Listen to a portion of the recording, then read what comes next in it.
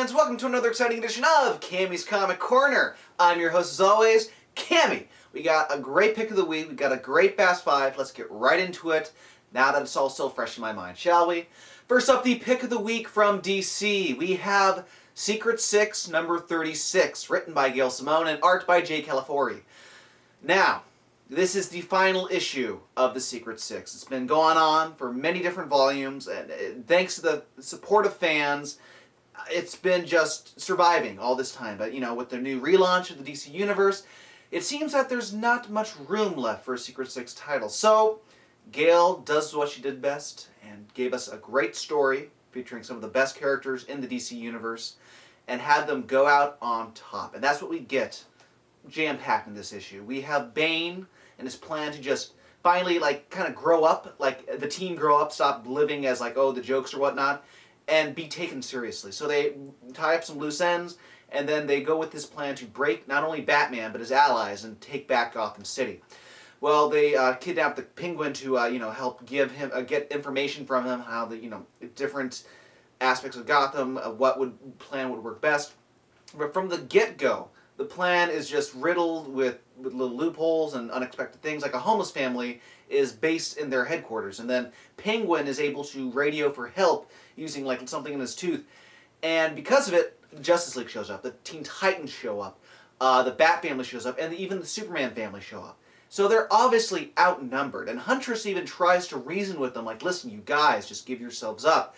But that's the thing with the Secret Six. They might never win the big battles, but they also don't know how to lose. They don't know how to surrender. They're villains. Now that they finally realize that they can, actually fulfill their expectations and stop being taken as jokes, they are dangerous. And they're going to go out in a blaze of glory.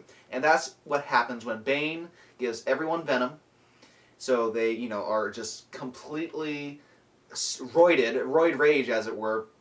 And they go out doing exactly what they've been trained to do after stumbling over each other and not going as well as, any of their plans do, really. But it was a very fitting ending. It was kind of like Butch Cassidy and the Sundance Kid, if anything. And, it almost brought a tear to my eye because I've been following this series for many years. It's one of the series I always look forward to every month. And, I'm kind of glad that they ended on a multiple of 6, if anything, just going with the whole 666 thing, or Secret Six. But I would just like to thank Gail and Calafiore for just giving us such wonderful stories all these years. And if you haven't read any Secret Six, I highly recommend you go back, pick up the trades, start with the Villains United way back in, what was it, like Final Crisis or something? God, Infinite Crisis. It's just like, it's been so long. It's been going on for years, and it's one of everyone's favorite books. So it's a great send-off. Highly recommend it. Little twist at the end, and hopefully it's something to look forward to next year sometime. We don't know yet. We don't know the schedule or what's coming out. But now on to the Fast Five. First up from DC, we have Flashpoint, Batman, Night of Vengeance, number 3. Now this picks up after the last issue where Jim Gordon accidentally shoots the girl because she thought she was the Joker because she was dressed up as the Joker, and now Batman's coming to the scene trying to save the girl from dying from the bullet wound. Well, while this is going on, Joker is just attacking him with a ballpoint hammer. And it's just so brutal that she's just going after him. And while he's trying to save this girl, he has a flashback of when he was trying to save Bruce. Those many years ago, what happened in the alleyway with Joe Chill, where he was trying to revive his own son. Didn't happen. His wife was in denial that he was actually gone. And he wanted her to move on, smile again, and so she smiled all right. She did the classic Joker thing and razored her cheeks and became the Joker, became this maniacal, twisted bitch, as it were. And then it goes back to present day where they're fighting, and he's trying to explain to her that he's fine. It might be a way to save their little boy and have a different universe where he grows up to become the Batman and the parents die instead. But she doesn't like this whole new universe idea of, wait, he grows up to be the Batman, and kind of trips and falls into a cave dying. But it was a very nice ending. And then she died in the cave. But it's a very nice ending. Bravo to Azzarello and Riso for putting out one of the best Flashpoint miniseries I've read so far. And it's going to be hard to top this because you got the 100 Bullets team taking their shot at Batman, and it's blowing you away every issue. Next up from Vertigo, we have Sweet Tooth number 24. Now, Jeff Lemire really let his creative juices flow in this issue. We have Gus, who was just shot from last issue, slowly dying, and Jeopard's trying to save him, trying to take him back to the headquarters and, get the doctor to look at him. But we see what's going on in Gus's mind, and it gets, you have the usual Jeff Lemire style, but then you have a much looser and much more like majestic, magical style, where he's just going to town with the watercolors, just the imagery of Gus passing over into like the death dimension, and he's slowly starting to follow his bone spirit animal. He's seeing, we think, origins of his being, where he was living with Inuits. He was born in an igloo kind of thing, because we see a baby with little horns with a bullet in the head, but we don't know what to make of this. It's like very muddled, and all you know in this issue is he's slowly crossing over, and Jeopard's still trying to, bring him back in, but it doesn't look good for Gus right now. But just the imagery in this issue was just gorgeous, mind-blowing, whatever you want to say. It was really a great little twist, what Lemire was doing. And we've seen this before in a couple of issues in the past, but I like this looser style. It's much more to look at, eye candy wise, and again, it's just one of the best series, especially when there's very little dialogue in this issue, so you don't have to worry about who's saying what. You let the imagery speak for itself, and that's the kind of comics that is very enjoyable to read every now and again. Next up from Boom Studios, we have Irredeemable number 28. Now we have the Plutonians' dramatic return to Earth, just as the heads of state were trying to let the population know, don't worry, Paradigm will take care of us. Well, he can't really if you have the Plutonian burning his logo into the entire United States from space, destroying everything in the logo's path. You're happy that if you live in the Midwest, you're in the middle of that logo, so you weren't as badly affected. But basically, since the Plutonian has returned, and Paradigm, more specifically, Survivor has been telling everyone, don't worry, we'll protect you. He's never going to return. You can trust us now. It's kind of, he's not looking good for him. He has egg on his face. And the citizens want to tear him limb from limb while he's trying to tell his own team, like, no, go out there, cause the, bring peace to the unrest. And everyone's like, no, they want you. They're pissed at you, not us, you. And then his team starts to find out that he's been lying to them, especially when the Plutonian comes and confronts him, and because he's there, because of the words he says, because of the whole situation, instead of fighting against the Plutonian, they start to fight and bicker among themselves. And the only person who can read Plutonian's mind has seen what he has in mind and kills himself before the Survivor can get any information from him. And Plutonian thinks this is just fucking hysterical. And so it's a great issue because it's always great seeing Plutonian dark, twisted, but he still has a sense of humor. He still finds humor in everyone else's faults. And it makes him even that much more creepy that he's able to laugh in these certain situations while everyone else are just, shitting their britches. So it's another great Irredeemable issue. Can't wait to see what happens next. Doesn't look like Survivor's going to be lasting that much longer, I don't think. Next up from DC, we have Flashpoint number 4. Now we got a lot going on in this issue. We have the U.S. preparing their strike on New Themyscira. We have Hal Jordan manning the plane that has the Green Arrow nuke. And so that's going to be his whole mission, is to go and drop it, just as Atlantis and the Amazons are starting to go to war on New Themyscira. Because Aquaman also has his own doomsday device where it's a huge tidal wave that's going to wipe out their island. But while all this is going on, Element Woman helps Batman, Cyborg, and Barry escape from the Superman's prison guards. And Elemental Woman is basically Metamorpho, only a little bit more cleavage, as it were. And they need to now help Barry get his mind straight because images, his whole history is changing again. So they take him to the kids of Captain Thunder, who is Shazam.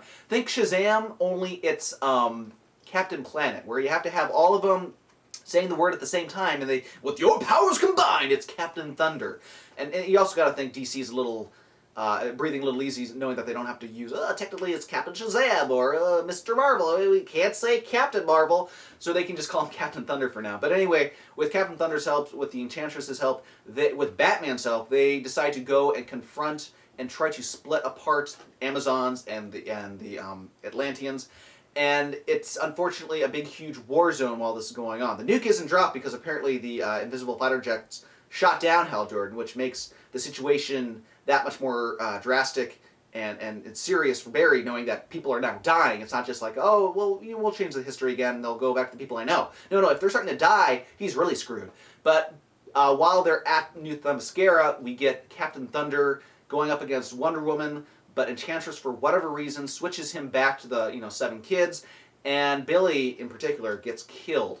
And just as Barry's just, pining another loss, Reverse Flash comes up to gloat. And now we have one issue left, and I have a feeling it's just going to be mainly Barry Allen versus Reverse Flash going head-to-head. And then whatever the outcome is going to give us the new 52 titles coming in September. So, good stuff. Andy Kubert's art's fantastic. I'm loving it. It's exciting. I'm liking this event. I really am. And finally, this week from Vertigo, we have Scalped number 51.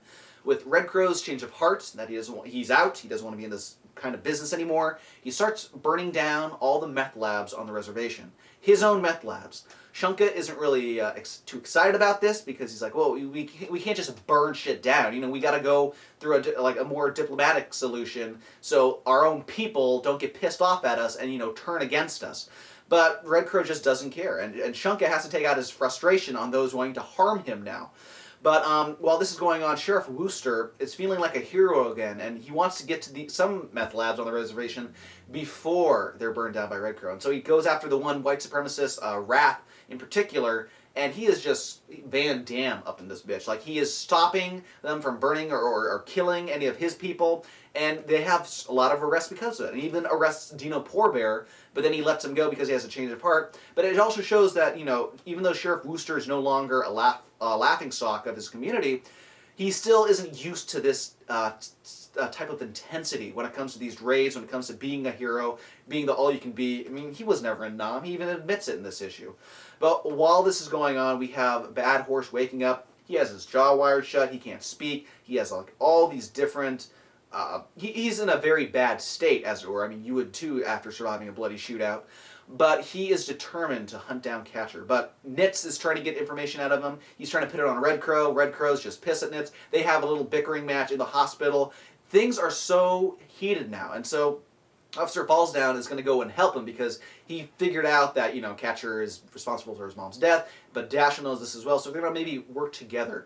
And then at the twist ending, we have Shunka, apparently an allegiance with Wrath, the white supremacist, and they don't like the way Red Crow is doing things. So now Shunka's really, going with his loyalty. He's just having a hard time figuring out what's going to happen next. I mean, this whole series is slowly wrapping up, but is this going to be loose end?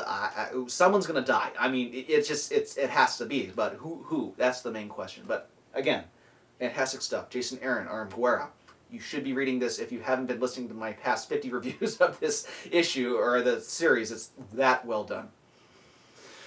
Well, comic book fans, that does it this week for Cammy's Comic Corner. If you want more Cammy's Comic Corner goodness, check out www.cammyscomiccorner.com. Every Sunday, you get the video weekly review show. Every Wednesday, you get the audio version, Geeky Talkie. And every Friday, you get my favorite covers of the week. And at the start of the month, you have the book of the month, and at the end of the month, you have the top shelf selection. If you've noticed, last month I didn't have a top shelf selection, and the book of the month isn't out yet. Maybe there's a coincidence, maybe there's something in between, I don't know. You'll just have to wait and find out. So follow me on Twitter, @CamComicCorner. Listen and write reviews on iTunes, please. I mean, as Scalped and other series are wrapping up, the video weekly review show is wrapping up. Now, notice I said weekly review show. There will still be video episodes, but just not every week. That's going to slowly turn into audio weekly review shows because the numbers have talked, and I get many, many more hits on the audio stuff. So it's just convenience, I guess. And so, I have no problem with that because that lightens my workload, as it were, and I'm able to now get even more stuff out because of it. So, this has been Cammy's Comic Corner. I have been your host, Cammy. Sayonara, and I'll see you next week.